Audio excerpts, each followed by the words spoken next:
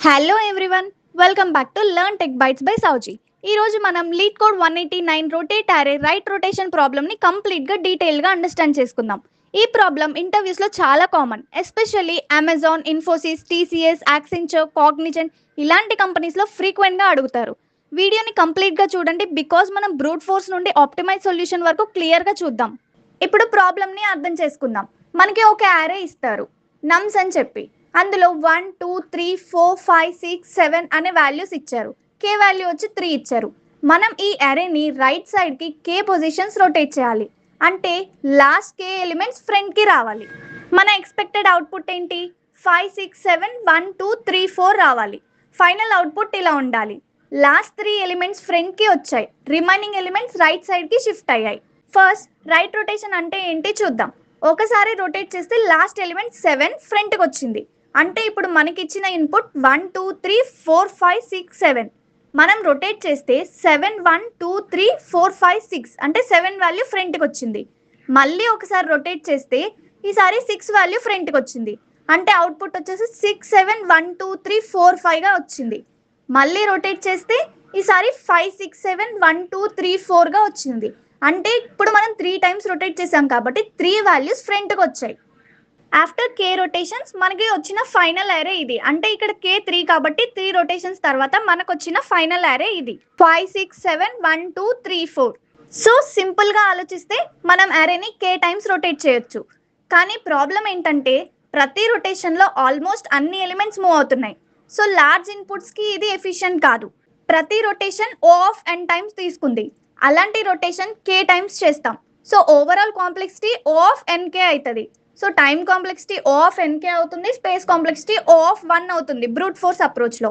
అందుకే మనం optimised approach చేస్తాం. ఇంటర్వ్యూలో ఆప్టిమైజ్ సొల్యూషన్ ఎక్స్పెక్ట్ చేస్తారు.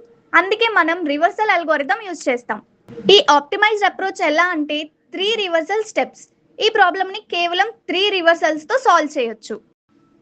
ఫస్ట్ స్టెప్ ఏంటంటే రివర్స్ ఎంటైర్ అరే. అంటే ముందుగా కంప్లీట్ అరేని రివర్స్ చేస్తాం. ఇప్పుడు 1 2 3 4 5 6 7 ఇస్తే 7 6 5 4 3 2 1గా చేస్తాం. నెక్స్ట్ స్టెప్లో ఏంటంటే సెకండ్ స్టెప్లో రివర్స్ ఫస్ట్ కే ఎలిమెంట్స్. ఫస్ట్ రివర్స్ మొత్తం అరేని రివర్స్ చేస్తాం. ఇప్పుడు కే ఎలిమెంట్స్ మాత్రమే రివర్స్ చేస్తాం. 7 6 5 4 3 2 1 అనేది హోల్ అరే రివర్స్ చేసినాక వచ్చింది. దాన్ని మళ్ళీ కే ఎలిమెంట్స్ రివర్స్ చేస్తాం. ఇప్పుడు 5 6 7 4 3 2 1 వస్తుంది. కే వాల్యూ ఎంత? ఇక్కడ 3 కాబట్టి ఫస్ట్ 0 నుంచి 2 వరకు అంటే 0 1 2 అంటే 3 వాల్యూస్. ఈ 3 వాల్యూస్ని రివర్స్ చేస్తే 5 6 7 వచ్చింది మనకి.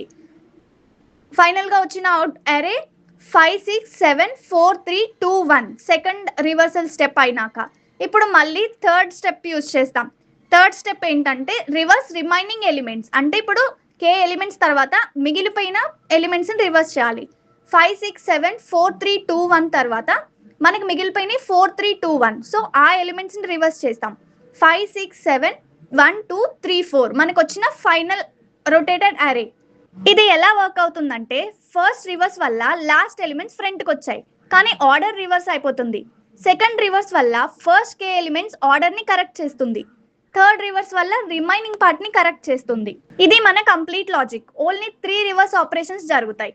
ఇక్కడ ఫస్ట్ వచ్చేసి స్టార్ట్ ఇండెక్స్ ఇస్తాం, సెకండ్ వచ్చేసి ఎండ్ ఇండెక్స్ ఇస్తాం. దాన్ని యూజ్ చేసుకొని మనం రివర్స్ ఆపరేషన్ చేస్తాం.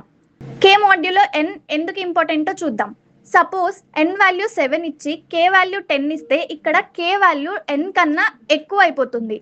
సో 7 సైజ్ ఉన్న అరేని 10 టైమ్స్ రొటేట్ చేయాలి. అంటే 3 టైమ్స్ రొటేట్ చేయడంతో సేమ్. అందుకని చెప్పి మనం కే ఈక్వల్ టు కే మాడ్యూల్లో ఎన్ అని చెప్పి రాస్తాం.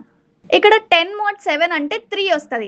అందుకే అన్నెసరీ రొటేషన్స్ని అవాయిడ్ చేయడానికి మాడ్యూల్లో యూజ్ చేస్తాం. ఇప్పుడు రివర్స్ ఫంక్షన్ ఎలా వర్క్ అవుతుందో డీటెయిల్గా చూద్దాం. రివర్స్ ఫంక్షన్లో మనం 2 పాయింటర్స్ యూజ్ చేస్తాం. లెఫ్ట్ పాయింటర్ బిగినింగ్లో ఉంటుంది, రైట్ పాయింటర్ ఎండింగ్లో ఉంటుంది. ఇనీషియల్ స్టేట్లో లెఫ్ట్ ఈక్వల్ టు 0 పెట్టుకుంటాం, రైట్ ఈక్వల్ టు 6 పెట్టుకుంటాం. అంటే ఇప్పుడు లెఫ్ట్ దాంట్లో వాల్యూ 1 ఉంది, రైట్ దాంట్లో వాల్యూ 7 ఉంది. స్వాప్ అయిన తర్వాత 1 ప్లేస్లోకి 7 వస్తుంది, 7 ప్లేస్లోకి 1 వస్తుంది. సెకండ్ స్వాప్ అయిన తర్వాత దానికన్నా ముందు పాయింటర్ మూవ్మెంట్ జరిగింది. అంటే స్వాప్ అయినాక పాయింటర్ సెంటర్ వైపు మూవ్ అవుతాయి. అందుకని చెప్పి left plus plus, right minus minus use చేస్తాం. ఇక్కడ లెఫ్ట్ అనేది ఇంక్రిమెంట్ అవుతుంది, రైట్ అనేది డిక్రిమెంట్ అయింది. సెకండ్ స్వాప్ అయిన తర్వాత 2 6 అంటే ఇంక్రిమెంట్ అయిన తర్వాత ఇక్కడ 2 వాల్యూకి 6 వాల్యూకి పాయింట్అవుట్ చేస్తుంది. సో 6 ప్లేస్లోకి 2 వస్తుంది, 2 ప్లేస్లోకి 6 వస్తుంది. అప్పుడు మనకి వచ్చే అరే 7 6 3 4 5 2 1 వస్తుంది. ఇప్పుడు థర్డ్ స్వాప్ జరిగిన తర్వాత మళ్ళీ లెఫ్ట్ ఇంక్రిమెంట్ అయింది, రైట్ డిక్రిమెంట్ అయింది. అప్పుడు మళ్ళీ థర్డ్కి 5కి పాయింట్అవుట్ చేస్తుంది. అప్పుడు 2 పాయింటర్స్ చూపిస్తాయి. థర్డ్ 3 అనేది 5లోకి స్వాప్ అవుతుంది, 5 3కి వస్తుంది.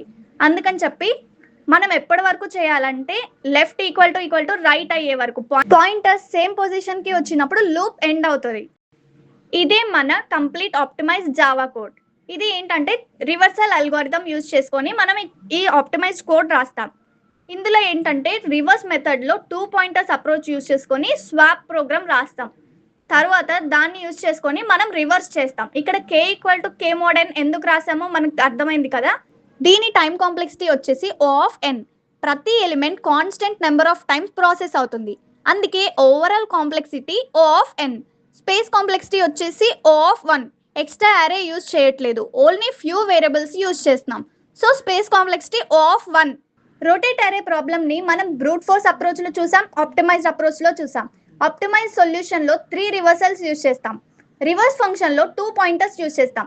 ఫైనల్గా టైం కాంప్లెక్సిటీ వచ్చేసి O of n, space complexity వచ్చేసి O of 1. వీడియో యూస్ఫుల్ అనిపిస్తే లైక్ చేయండి, ఫ్రెండ్స్తో షేర్ చేయండి. ఇలాంటి Java, DSA, coding interview content కోసం subscribe to learn tech bytes by Soujik. Thank you.